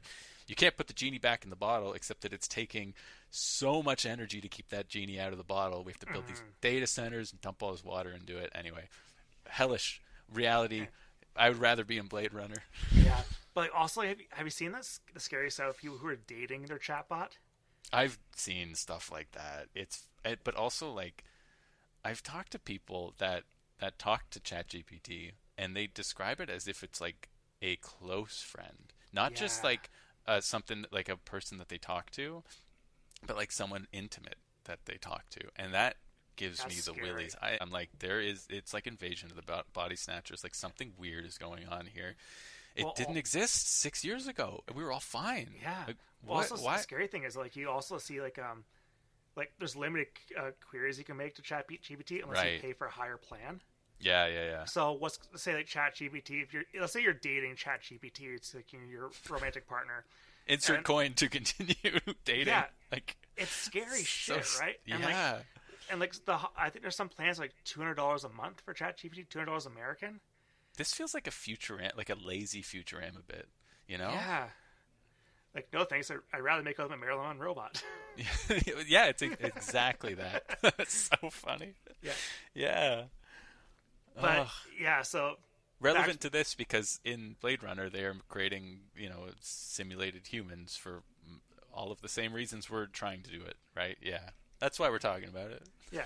It's related, yeah. Fuck those ChatGPT users. Honestly, you want to talk? No, I'm not going to say what I was about to say. Yeah. Well, I was about to, in a long way, call them subhuman, but don't put that in. Yeah, I think they are. But Of course. You were doing to yourself what this movie is saying that humans will do when we try to create simulations of ourselves. You are going to secede the parts of you that are human because you don't need to put that effort in anymore, because you've created something that can do it, that is a total mirage of you that can do all of the human things. You no longer have to be responsible for it. But then out of that, you lose your soul. You lose who you are. That's happening now. And what happens, like, humanity as a whole, right? Because in this movie, like, there is no like this is a stark difference between this and the theatrical cut. The theatrical cut has the ending where they're going into nature. They're driving on a highway. There's greenery everywhere, and like that goes. So why are they in L.A.? Yeah, it goes against the spirit of the movie because like this movie, there's animals do not exist. Like, what's her face? Like, Zora makes a whole point. Like, she has a fake snake because if she could afford a real snake, she would not be there. Yeah, exactly. Yeah. Like, you do not have real animals in this world. Like, you would not have nature. Like, this is a complete fucking hellscape. It's implied that that's the reason everyone has collected here. Is like, there's nowhere else that's survivable. If they could go survive in nature, like, yeah, why wouldn't they? Like, but it's. I don't want to bring up 24/9 too much, but I think the best scene in that movie is like with Dave Bautista and how he's with the one live tree. Yeah. And that tree is like dead. It is so dead, but it's just alive enough there, but it's suspicious. That's a great scene. And honestly, I know I knocked 2049, but it has a lot of great stuff in it. Yeah. I love the visual of going over like the sprawl of just flat like gray houses that he's living amongst. Mm-hmm. Like that's a great visual. Yeah. But like this world is not like a place where things live, and I think that with AI, like we're giving up part of our humanity, right? And like you know, are we putting ChatGPT into robots, or are we just going to have it just be on our computers? Because I think that's even going to be a little bit sadder if we don't put anything that looks human. We're not even trying to create something that looks like ourselves. Yeah. I know, but the thing, I don't know, maybe we're going a little abstract, but like we've already like let go of interacting with people face to face because we do it all online now, and it's like everybody is used to the interface of like having to or like texting someone or like even just talking to someone who's just a video on their phone, and it's like all you need to do is simulate that, and to a lot of people that's like talking to a human because we've kind of, for a lot of people, cut out like the actual in-person, like body-to-body communication elements. It's just you're talking to a flat, like, bunch of pixels that are giving you the simulation of a human face, and the speaker is belting out a simulation of a human voice. You know, you create a simulation of that, you have it just tell you you're beautiful and good all the time, and most people are convinced it's alive. Yeah, and some people cannot tell the difference between a fake image and a real image, like something even incredibly obvious. And they're trying to make it harder to do, which is so evil. But just like making the replicants harder to detect, it's like the motivation of the companies to do that, because that makes them more powerful and therefore more valuable, even though it is so supremely evil amongst the many other things that are evil about being able to create images of anything you want. The idea that we no longer have photo references or even video references, that's the goal, is like you won't know if a photo is real or not. Evil. So evil. But yeah, again, Tyrell is a great satirical, not even like exaggerated version of like a corporate mindset, and the way that he's so cheery about it and like talking about it like, oh yeah, like this is what we're doing. Like it's not like he's hiding what he's doing. He's like, yeah, we're making, and the book goes into this too, but it's like he's just like, yeah, we're trying to make a robot that you can't detect, and like good luck, you know. Yeah. And in a sequence where Roy is like confronting Tyrell there, and Tyrell's like, no, I can't give you any more life or anything. Like even when he has his hands on his skull, like, Tyrell does not believe his creation is going to kill him until the thumbs go into the eyeballs and starts screaming. Yeah. Like, he thinks he's going to be invincible right to the very fucking end. I am so on board with Roy Batty in that scene. I am just like, I love that scene so much. But it's also, what's so beautiful about that scene is it's not like a vengeful killing. It's kind of like if you met God and you had suffered, and you were like, I am going to kill you for bringing me into this world and having me suffer. And there's something like biblical about his like expression as he does it, where it's not out of anger. It's almost awe. Like he's killing God in front of himself. And I love that scene when he's going down the elevator and he kind of has this like grimace on, and then he kind of looks down and he kind of has this like confused look, and he just holds it, and it's like, what is he thinking? Like, what's going through his head right now? Yeah. Because it's not like, oh, good, I got revenge. It's something else. Because he knows, like, his one attempt to, like, get more of a life is not going to happen. Like, he knows he's dead, right? Like, this is it. Like, Yeah, that was a dead end. It's Yeah. like what a Because depressing if thing God to himself face. cannot give you extended life, or not even give you extended life, give you a normal lifespan, Yeah. then like there's nothing more. And like yeah, so the final part of the movie is that Deckard makes it to Sebastian's apartment there, Hmm. and he runs in. Like, he gets ambushed by Pris, and they have a little fight scene there, which is acrobatics and shit. So And cool. Twisting his head between her legs. It looks like she like twists it all the way around. It's so cool. yeah, and he ends up shooting her, and her death throes is so horrifying. Even now, I've seen this movie so many times, and I just watched it, and I was like recoiling at her twitching out like a dying bug. Like it's so fucked up. Yeah, like because it reminds me, like, oh, she's not quite human, Yeah. but it's Yeah. still like so sad because you get like if a human were to do that, you'd be freaking the fuck out. Yeah, It's and close enough. it's there's a torment to it. It's like she's shutting down and every part of her body is firing off to prevent it. And then he shoots her again and she goes faster and it's just Yeah. like you can tell like whatever version of a simulated like soul inside of her is screaming like just I don't want to die or something. Like it's so helpless and so scary. Yeah. Yeah. And at this point is where Decker is confronting Roy Batty, and it's a long, pretty much a horror like Jason Voorhees versus like a final girl type thing. Yeah. It's pretty over the top. I think it gets a little silly at points, but like you, I love the silliness. Harrison Ford sells the fear of it, right? Yeah. Because this is a human versus a stronger being, and the stronger being is winning. Yes. And but also dying in front of him. yeah, because his Yeah. hand's all fucked up. So he even sticks a nail in his hand because like he's seizing up. But if he puts a nail in his hand and causes him some pain, he gets some of his humanity back.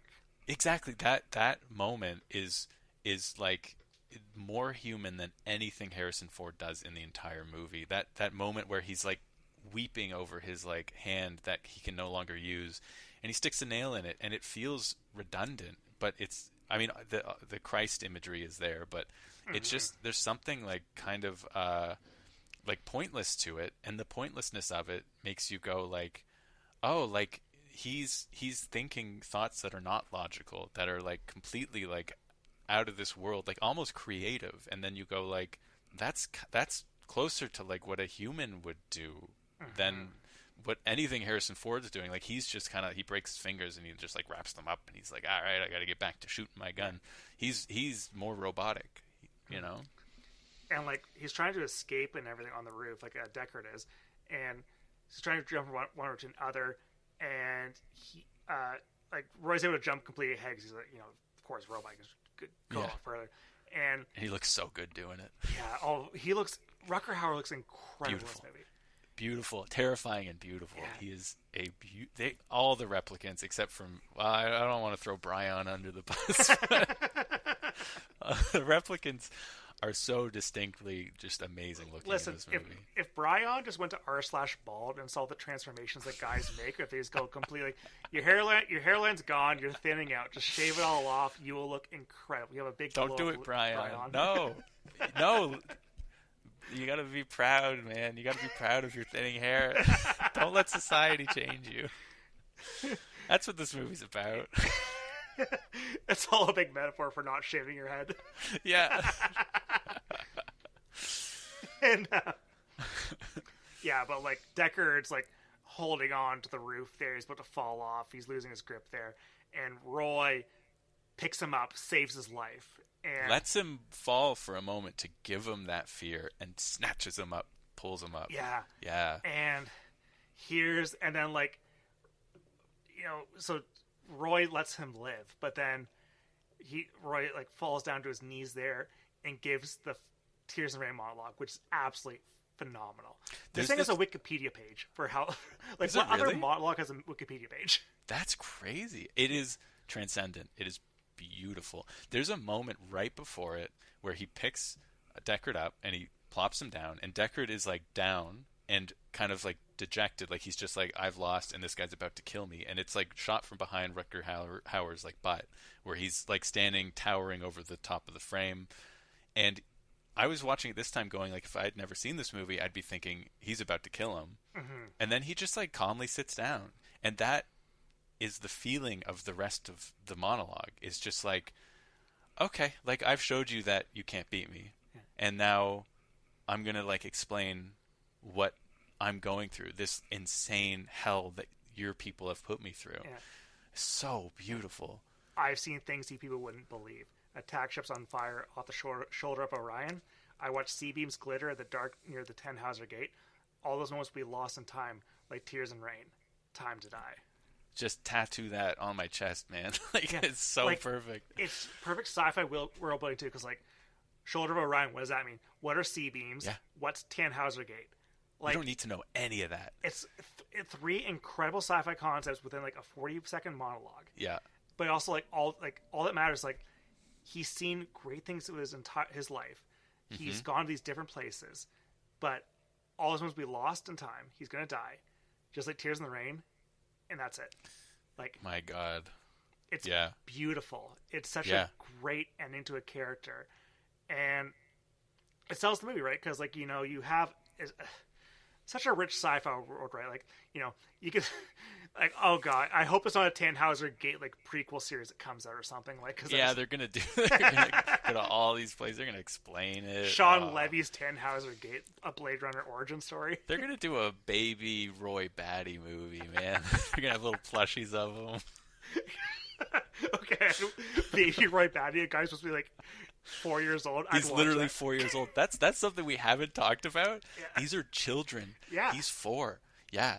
And you miss that, I think, on the first viewing of it, or maybe it's just something that you hear and you're like, strange, because these are like adults. But he has the mind of a 4-year-old, and that explains, because you described how silly like his whole like chase thing is. It feels like a kid playing in so many ways, and it is a kid. Like, even though he's been implanted with all of these memories and stuff, he has the life experience of a 4-year-old. He's only really been conscious for a few years, and you think of a 4-year-old, like, they barely, I mean, they're becoming a sentient human in the way that we recognize them, but they're not there yet. And if a 4-year-old is dying, sorry to be like morbid, it's tragic in a way that is so different from any other stage in life, because you're going, there is so much life ahead of you. There's so much more that you have to learn and experience. And that's where he's at. That's why he's saying like these things. He's like, in my 4 years here, I've seen things that have made me want more life. I want to keep living, but I can't.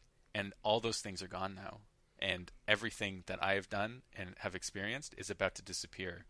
And that is like more of a soul than any human in the movie presents. And also with Deckard too, like, he's like leaving him alive to like pass on this message. Like, yeah, it's like, that is so scarring to leave someone with. And it clearly has like this profound effect on Deckard, where, I mean, it's so fun. It's immediately followed by probably the funniest reaction shot in any movie, where Edward James Olmos shows up and he's like, you know, are you done? And he goes, finished. And then I think he says something else, and then it cuts to Harrison Ford and his mouth's open and he's just like mouth breathing. He's just like, oh, but it's it's so funny. But he just immediately is just like, I'm fucking done with this. He's like, that's it. Like, this is too messed up. I'm out. I'm leaving. Yeah. And the theatrical cut has the narration is like, I don't know what he was really saying. Maybe he wanted me to live my life or something. Is that really what I need to? I'm so. I like I said, I stopped. I didn't finish the theatrical because I was like, I can't ruin the end of this movie. Yeah. like it basically just reiterates what the speech is supposed to be, but the way Harrison Ford starts, like, I don't really know what Roy was trying to tell me there, but here's what I think it is. Like, it just makes him so stupid. Yeah, he comes across like a fucking moron. It's so dumb. Harrison Ford was saying, like, he did the monologue the best he could. He wasn't trying to sabotage it, but he had to do it coming up for multiple sessions. The movie was over. He knew it was not effective. Knew it didn't work. He liked the movie enough as it was. That must have been depressing. Yeah, fuck. Like, it's bad. Like, it's crazy how just like removing those monologues alone just completely shifts the movie from like being that was a good sci-fi movie to being like a stone cold masterpiece. 100%, yeah. And it does show you like all of the like Herculean effort of getting this movie made and making it as beautiful and thorough and detailed and deep as Ridley Scott did, and it can just get totally destroyed by this like really dumb boneheaded decision at the very end of the line of just like, oh, bring the actor in and have him explain everything over it, and it's just, it's crazy that there's that potential to ruin something so perfect. I can kind of see the idea, like, well, this is a film noir, right? So what if we were to make it less confusing for the audience by having the film noir narration? So like, it makes a little bit of sense, but at the same time, do we just not need it? Yeah, you know what? Like, people that are gonna like this are gonna watch it more than once, and I have loved the experience of discovering how rich this movie is over repeated viewings, more so than most movies.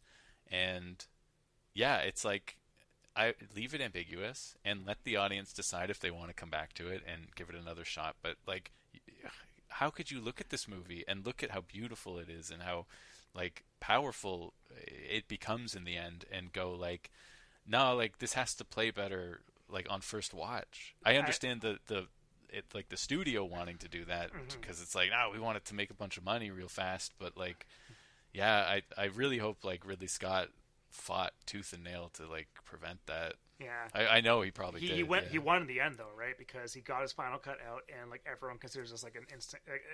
Everyone considers this movie a complete classic now because of that one cut, right? Like, there's the definitive cut, and it's his cut of the movie. Absolutely, like, yeah. But yeah, so she mentioned everybody's almost showing up there, and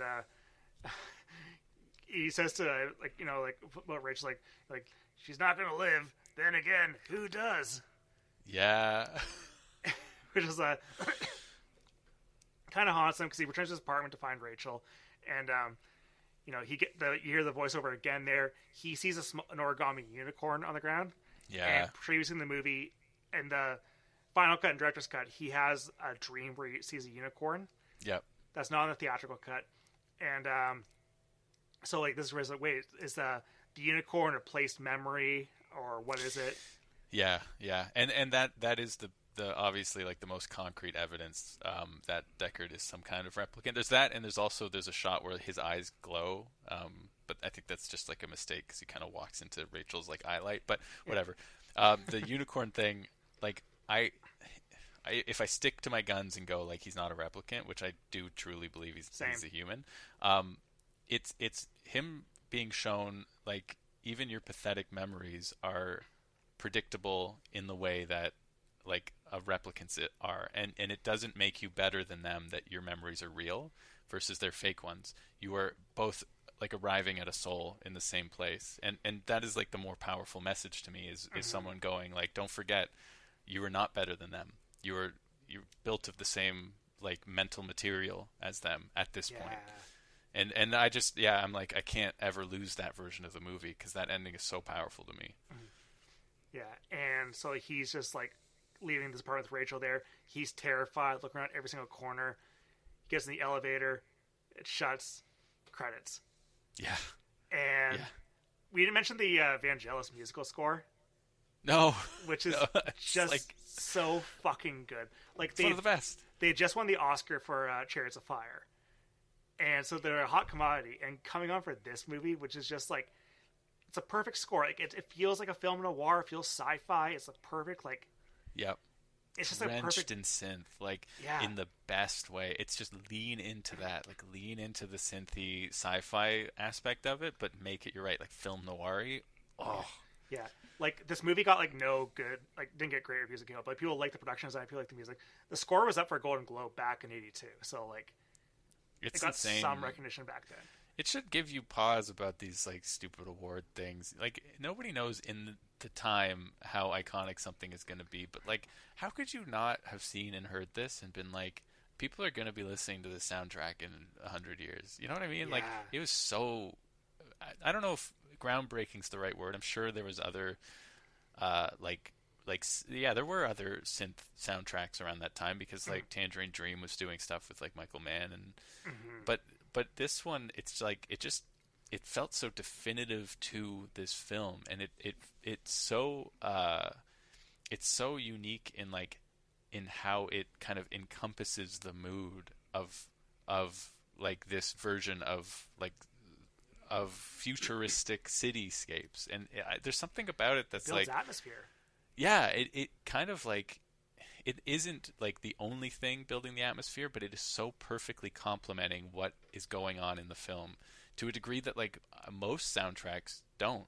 Most soundtracks are playing to your emotions. They're playing familiar things that like make you feel something that tunes you into the film or the character. This one's definitely doing stuff like that. Like, it's definitely playing with your emotions, but it feels ambiguous, and it also is not familiar. Like, it sounds alien in a way. It's so incredible. And I listen to it. I don't listen to a lot of soundtracks outside of watching like movies, but this one I do. Like, I listen to it constantly because it just sucks me back into that world, and it's so cool. Yeah, and like it's a fucking incredible movie. So like this movie came out, again, we talked about not make a lot of money, so it made how much did it make here? It made $41 million off a $30 million budget. That's not good. Not great at all. No. Especially because of you're expecting to do sci-fi numbers, and one of the producers of this also did Star Wars and Aliens, so they're expecting that kind of. Yeah. What was Ridley Scott's follow-up to this? Like, how did it hurt his career? Oh, I don't think I heard that much. Oh, I love the Wikipedia picture of Ridley Scott. I'm sorry. Okay, I gotta check this out. Legend was his follow-up. Oh man, that movie stinks. I have not seen it. It's sorry. I have Maybe it. It's not that bad. I have it. I mean to watch it. I like the director's cut edition, so I'm stoked to see what it looks like.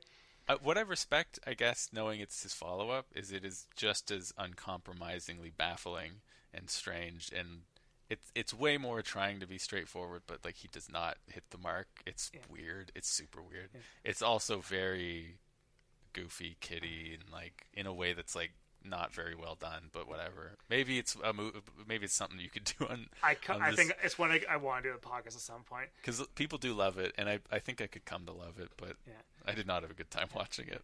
But like he follows that up with like Someone to Watch Over Me, Black Rain, and then Thelma and Louise is 91. That was a huge hit. That's like another one of his best. So good. Yeah. And then his 90s are weird. Then he comes with Gladiator in 2000. That's huge. Yeah, I'm not a huge Gladiator guy, but I respect it. Yeah, and then his like 21st Century is just the most oddball selection of projects and movies ever. After Tony Scott dies, he makes the angriest run of movies ever. Like, yeah. He has The Martian in there, which is like his last huge hit. Like, The Martian's really good. I like The Martian a lot. Yeah, he's Black Hawk Down. What a weird career. Last Duel is also excellent. I love The Last Duel. House of Gucci, fun movie. Yeah, okay. Yeah, more points, I think, in my camp of saying Jared Leto is maybe the worst actor of our generation. If you contrast status versus quality of performance. Yeah. Did you say he's good in that movie? I think he's good in House of Gucci. All right. Anybody listening that has not seen House of Gucci, like, go watch it and think of Brian going, "Oh, what a good performance." I love Italian cartoons. This man, it's not a movie that in any way can be reclaimed or will be or should be, but do an episode on it anyway, because it would be so funny. Honestly, to go over. I've been waiting to Blade Runner is like one of the most iconic examples of a reclaimed movie. So it's like this one had to be done first. Ridley Scott movies, like there's like 10 other Ridley Scott movies I want to do. Kingdom of Heaven, that's a huge one. I haven't seen it, and I should. Yeah, that's one where the theatrical cut sucks, then the director's cut's really good. He's the king of the director's cut. He does really, really good director's cut across the board. Alien's a worst director's cut. True. That's the worst one, but like overall, his extended versions are usually always better. I forgot he did an Alien director's cut. Didn't need it. No, not at all. It kills the pacing of the final act because basically all it really adds like her going back and finding Tom Skerritt in like a cocoon. Oh yeah. I don't need it. Yeah, Alien's perfect. Doesn't need anything. Yeah, silly. Yeah, but like Ridley Scott, his career is fascinating. He's definitely going to come back in his podcast at some point. I want to do Prometheus. I want to do Kingdom of Heaven. I want to do The Counselor for sure. Yeah. All of those work, and you're kind of right. Like, the reason I think he's the king of the director's cut is he is the king of making a movie, but not so great at like editing it to something. Like he's great at capturing amazing, epic, enormous things that look and feel real and believable. And then it's like the edit is very like conformist usually. Like that's kind of how he works now. I don't even think he's involved in the edit. I think he just shoots it and goes like, all right, send it to the editor, and I'm going on to the next thing. But everything feels different because there's no like language that transfers between his films. They're all like so. He just shows up, does a great job like directing everything, and then just pieces. And it's like, yeah, it's strange. You're right. It's like his post 2000 career. I still haven't seen his 3.5 hour director's cut of Napoleon. I could not bring myself to watch Napoleon. Napoleon rules. Should I watch it? A third of the movie is a sex comedy. Stop. Okay, maybe I should. It's so funny. It's Vanessa Kirby playing his wife, not wanting to have sex with him, but him desperate for an heir and being the horniest bastard ever. Okay, you know what? That is what a Napoleon movie should be. Okay. Yeah. All right. And like now, might be the right guy to have done it. Like since we didn't get the Kubrick one, maybe Ridley Scott was the right guy to do it. Yeah. It has to be something bad but horny. Mm-hmm. It's definitely a horny movie, and like it has like Ridley Scott can do battles pretty well, like pretty big, Yeah. So I think that's one thing he's good at. And I think that's the reason why he keeps getting like budgets for movies, which like. Yeah. He should not be getting the budgets he does for movies. Like, so Dog Stars comes out later this month. I'm so excited. I'm there day one. That movie's $110 million budget. The trailers look terrible. Hell yeah. I'm there opening night. Yep. They know. They're like, we're getting the Brian Wisharts of this world. Yeah, like. With this thing. Yeah, like, Jacob Elordi, good actor. Josh Brolin, like. It's Ridley Scott. Like, the guy's how old? Like, the guy's, he's 88 years old and still pumping out like movies. The movies he makes do not feel like old man movies. He was an old man when he started directing movies. He was like 40 when he did Alien or something. Yeah, because he was doing like commercials first, right? Yeah,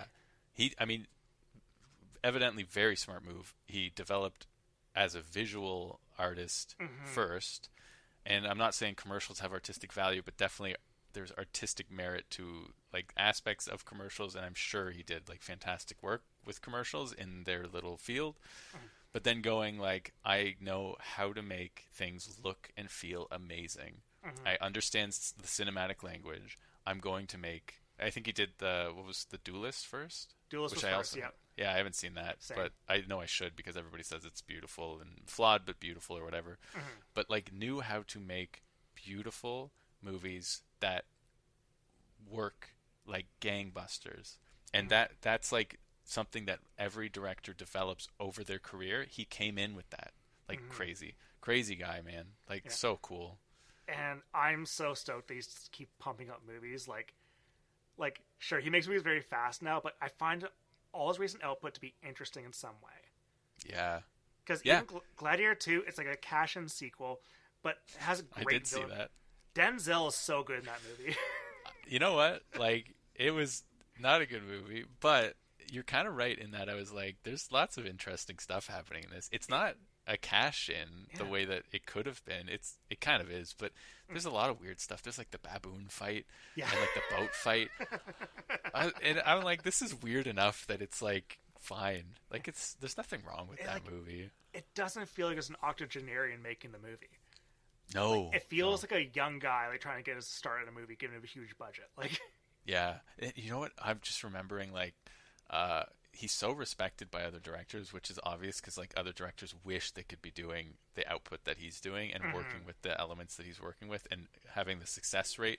His success rate isn't 100, obviously. It's very, very far from 100. No, but the it's fact like that it's like a 90% for me, and that's too high. Like, yeah, but when the stars align on a project like The Last Duel, it's like you just see that glimmer of genius, and you're like, yeah, there is a genius working in there somewhere, and it's impenetrable. Like, he is impenetrable. But I remember like he did the directors roundtable, or I forget who it was. Someone was talking about making the movie for like the audience in mind, where it's like, you know, you want to make the movie. Who was saying that? It wasn't Tarantino. No, it wouldn't have been Tarantino. There's somebody saying that, like going on the speech about how like you have to think of the audience and when you're doing this and communicate. And Ridley Scott was just like sitting there and he just went, "No, I make movies for myself." Yeah.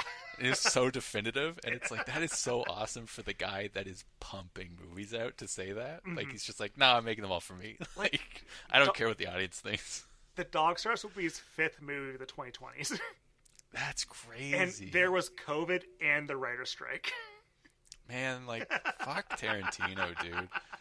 Like, fuck that 10 movie thing that Tarantino's doing. That's so stupid. If Ridley Scott stopped at 10, he would stop at G.I. Jane. Oh my god. Could you imagine? That's crazy. Yeah. Like, that's just his 20th century output, because, like, Gladiators 2000, like... And look, here we are, talking about Blade Runner, like the masterpiece it is. Yeah. And it's just proof that you can make a 1,000 shitty movies and it doesn't tarnish your career if you make a movie as good as Blade Runner, right? So Tarantino is an idiot, and we all know that. But he just needs to fucking crank stuff out now. He's done. He's made Kill Bill. Like he's kind of climbed his mountain, as he says. He just needs to crank shit out. It doesn't matter anymore. He's such a whiny little bitch. He's like, "Oh, I don't want to do roadshow movies. Oh, nobody's treating my movies like the whatever." Just fucking make your movies, man. Like, what do you... He's so obsessed with how people think of him. It's so annoying. Tarantino should be producing, like, 2 shitty Italian, like, exploitation movies each year. Like... Yeah. Like, if he really wanted to be like the guys he admires, he'd be pumping out movies like crazy. Like, damn what the reception is. That is such a good point. He has so much like reverence for like these people that were just like in the system, just cranking stuff out and then hitting like, you know, gold sometimes. He can do that. He has the power to do that. Yeah. People will go see his movies no matter what. Look at Ridley Scott. He doesn't give a shit. Yeah. And it's incredible. And like, he's the guy who made Blade Runner and Alien, and he's still making movies like, I don't know, like All the Money in the World. Like, that's another crazy one. Yeah. that would be one to do on this show, I think, too. I don't think it was pretty bad, but it wasn't as bad as I thought it would be. Like, it was a weirdly successful movie that I think will age okay. I think it will age very well. Also the fact they dumped Kevin Spacey was a great choice. And that it didn't matter. The movie still worked. Crazy. The crazy thing about that movie is that like you think that like dropping like pretty much the co-lead of the movie partway through production, for like they put Christopher Plummer, it's seamless.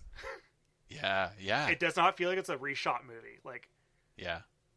And Christopher Plummer is incredible. He was up for an Oscar for that movie, which he deserved. Like, yeah, for coming in that late in the game and then shooting for like 2 weeks. Like, yeah, crazy. Yeah.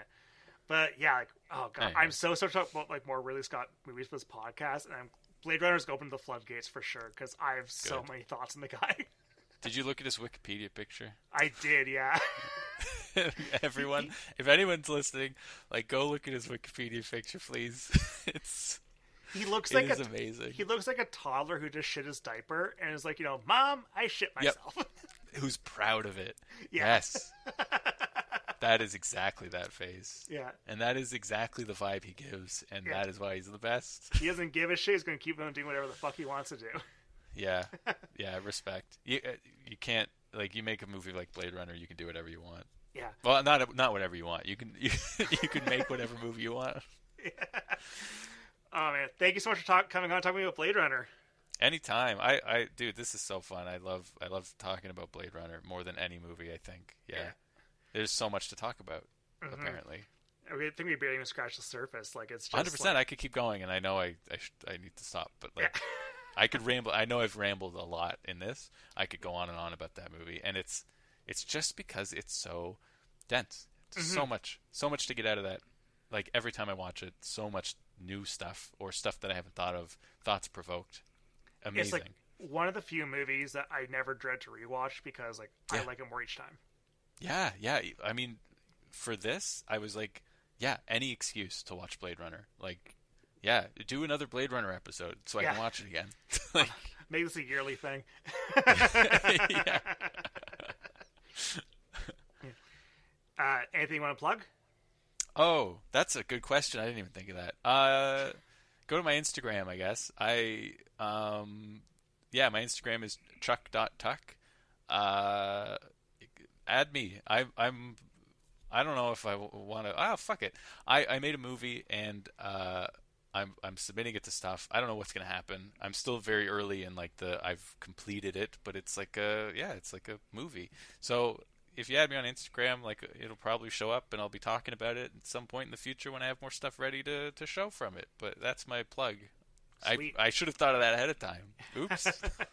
I'm really looking forward to checking out the movie. Thanks, man. I'm excited for you to see it. Yeah. So you can follow me on Twitter, Blue Sky, and Letterboxd at bwishart. You can also follow MoviePod on Twitter, Blue Sky, Instagram, and YouTube. Next week, I'm going to be joined by the crew from Workers Lit. And I've realized that my output's been a lot of English language movies, the only ones I've not done English or anime movies.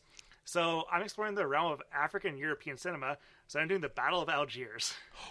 Hell yeah. Are you serious? Oh, that's so awesome. Yep. That movie is amazing. It's so fucking cool. Wow. Okay, that's exciting. The movie that the French press absolutely despised because that was the war that brought down their republic. Yeah. Oh, what a good choice. Yeah, absolutely. Like that's a movie reclaimed from its kind of like political hate. That's amazing. Yeah. Yeah. So stoked about that discussion. So that'll be out next Tuesday. So also I mentioned it last week as well, but mentioned this week too. But I got approved for a TIFF press pass, so I'll be doing some TIFF coverage of this upcoming festival. So I'll be seeing even more movies than I did last year, which seems like an impossible task. But I'm gonna beat my records somehow. You can do it, and I will see you there. I will be there in those. Well, you'll be in a different rush line because you're doing press. Yeah. You elitist. I'll be in the proletariat rush line. All the other Slavs. Yeah. I'll spit on your feet at the rush line. But yeah, we both be at TIFF, so we'll have some movie talk for sure about that. Hell yeah. All right. Until next week, thank you guys for listening, and take care.